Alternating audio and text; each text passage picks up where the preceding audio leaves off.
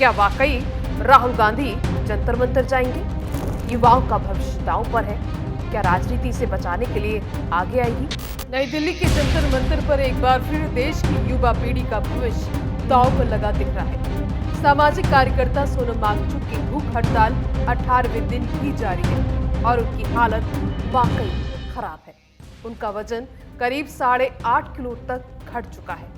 Blood pressure गिर रहा है और शरीर कमजोर पड़ता जा रहा है। सोनम वांगचुक के आमरण अनशन से उनकी तबीयत हर दिन बिगड़ती जा रही है। सोनम वांगचुक पेपर लीक और छात्रों के मुद्दे को लेकर पिछले 18 दिनों से अनशन पर है। नीट परीक्षा से जुड़े विवाद और कथित अनियमितताओं ने देश भर के छात्रों में नाराजगी पैदा की है। लेकिन इन दोनों मुद्दों के बीच एक बड़ा राजनीतिक सवाल उठ रहा है कि क्या विपक्ष इन मुद्दों पर एकजुट दिखाई दे रहा है? क्या वाकई राहुल गांधी जंतर मंतर जाएंगे? ऐसे कई सवाल सोशल मीडिया पर उठ रहे हैं। दरअसल ये अनशन नीट यूजी के समेत देश की परीक्षा प्रणाली में बार बार हो रहे पेपर लीक, अनियमितताओं और शिक्षा मंत्री धर्मेंद्र प्रधान के इस्तीफे की मांग को लेकर है। इसको लेकर सोनम वांगचुक अकेले नहीं है, उनके साथ कांग्रेस जनता पार्टी के युवा कार्यकर्ता भी जंतर मंतर पर धरना दे रहे हैं। सीजेपी ने 9 और 10 जुलाई को राहुल गांधी और कांग्रेस पार्टी को पत्र लिखकर समर्थन मांगा और उनसे जंतर मंतर आने की अपील की थी, लेकिन 14 जुलाई तक कोई आधिकारिक जवाब नहीं आया कांग्रेस की ओर से। हालांकि जिग्नेश मेवाड़ी जैसे नेताओं ने स्पष्ट किया है कि वे सोनम वांगचुक के उद्देश्य के साथ खड़े हैं और पार्टी पहले से ही छात्रों के मुद्दे पर सक्रिय है। फिर भी सीजेपी और सोनम वांगचुक के अनशन के बीच एक तरह की दूरी साफ नजर आ रही है। कांग्रेस ने नीट मामले में सरकार को घेरा, प्रेस कॉन्फ्रेंस की, संसद के भीतर और बाहर सवाल उठाए और छात्रों के समर्थन में अभियान भी चलाए। लेकिन लोग पूछ रहे हैं कि अगर छात्रों का मुद्दा इतना जरूरी है तो क्या सोनम वांगचुक के अनशन जैसे आंदोलन पर भी उतनी मुखर प्रतिक्रिया नहीं होनी चाहिए? सोनम वांगचुक ने इससे पहले भी लद्दाख के मुद्दों पर अनशन किया था, एनएसए के तहत हिरासत में भी रहे। अब ये नीट जैसे राष्ट्रीय स्तर के परीक्षा घोटालों पर आवाज उठा रहे हैं, जो लाखों युवाओं के सपनों को चकनाचूर कर रहा है। नीट यूजी 2026 में पेपर लीक के आरोपों ने पूरे देश को हिला दिया। लाखों लोग प्रभावित हुए, कई आत्महत्याएं हुई और बार बार की गड़बड़ियों ने परीक्षा प्रणाली पर विश्वास का संकट पैदा कर दिया। शिक्षा मंत्री के इस्तीफे की मांग उठ रही है क्योंकि बार बार के घोटालों के बावजूद जवाबदेही तय नहीं हो पा रही है।